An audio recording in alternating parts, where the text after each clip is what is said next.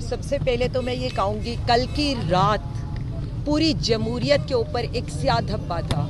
कल की रात ने ये बता दिया कि वो पार्टियां जो वोट को इज्जत देने का, जमहूरियत बेहतरीन इंतकाम है, उसका नारा लगाती थी, उन्होंने किस तरह से पार्लियामेंट की बेतौकीरी की, उन्होंने किस तरह से अवाम के अवामी नुमाइंदों की बेतौकीरी की।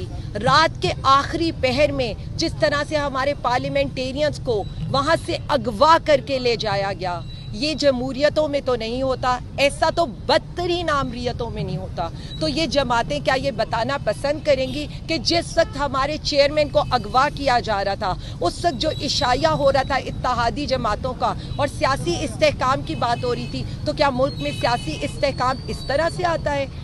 परसों जो हमारे जलसे के अंदर हमारे कारकुनीन के साथ किया गया, एक एनओसी को बुनियाद बनाकर पूरी पीटीआई की लीडरशिप पर जिस तरह से हमले किए गए, क्या ऐसा जमहूरियतों में होता है? मुझे सिर्फ इतना बता दें, मैं तो सवाल रखूंगी एज एन अवामी नुमाइंदा, मैं फैसला साजों के आगे ये सवाल रखूंगी, किस मुल्क में, मतलब जहां पर हमारे पार्लियामेंटेरियंस इस वक्त महफूज नहीं है, क्या वहां पर सरमायाकारी आएगी?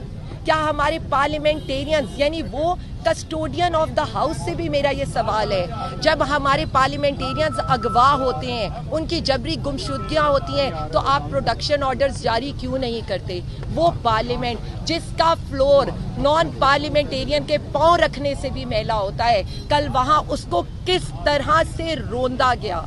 मुझे सिर्फ इतना बता दें, अवामी नुमाइंदों का कोई इस्तेहकाक नहीं है। सवाल तो उठेंगे, सवाल इस पर भी उठेंगे कि 6 करोड़ अवामी मैंडेट वाला वजीर आला 7 घंटे कहाँ पर रहा?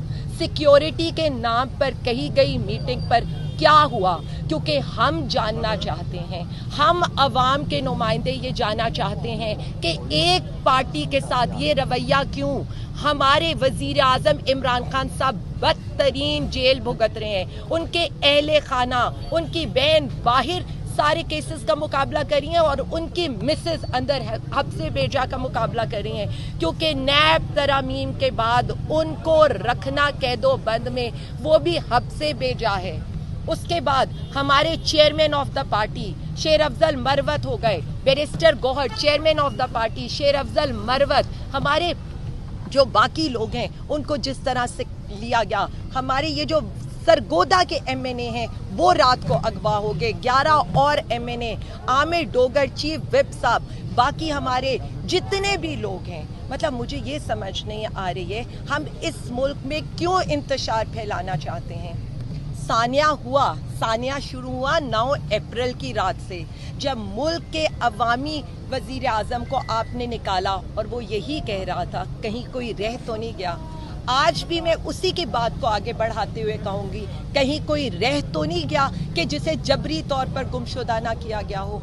कहानी हमसे शुरू हुई, खवातीन को घसीटा गया, उनको जेलों में रखा गया, बदतरीन सलूक किया गया हम लोगों के साथ, लेकिन फिर भी हम एक ही नारा लगाते रहे, इमरान खान जिंदाबाद, पाकिस्तान जिंदाबाद। लेकिन आपने कुछ सीखा? उसके बावजूद हमारे कारकुनों को आपने अगवा किया, हमारे सहाफियों को आपने अगवा किया, यहाँ तक कि सरगोदा के जो जज साहब थे वो भी अगवा हो गए। सहाफी अगवा हुए, जजेस अगवा हुए, प्रोफेसर अगवा हुए, अब बात पार्लियामेंटेरियंस तक पहुंच गई है। तो मैं सिर्फ इतना कहूंगी, इस मुल्क में अवाम को जीने दें, इस हद तक ना आ जाएं कि वो जो अवाम का सैलाब था, जो उस दिन पुरअमन था 8 सितंबर को, 9 सितंबर का शायद सानिया वो बर्दाश्त न कर पाए। तो मैं बार बार यही कहूंगी कि अब वक्त है कि हमें ये फैसला करना है कि अवाम किसके साथ है, क्योंकि ये जमहूरियत को इसलिए पामाल करेंगे कि ये फॉर्म 47 की वो हुकूमत है जो अवामी हमायत के बगैर है। तो अवाम के वजीर आजम को लेकर आए, उसको रिहा करें, हमारे पार्लियामेंटेरियंस को रिहा करें, हमें ये बताएं कि क्या अवाम का रद्द-ए-अमल इतना सख्त था कि पीटीआई पर एक दफ़ा दोबारा क्रैकडाउन स्टार्ट हो गया? तो मैं सिर्फ इतना कहूँगी कि जो हमारी कुर्सियाँ गिन रहे थे, जो हमारे सर गिन रहे थे, उनकी बौखलाहट ये बता रही है कि अवाम ने एक दफ़ा दोबारा 8 फरवरी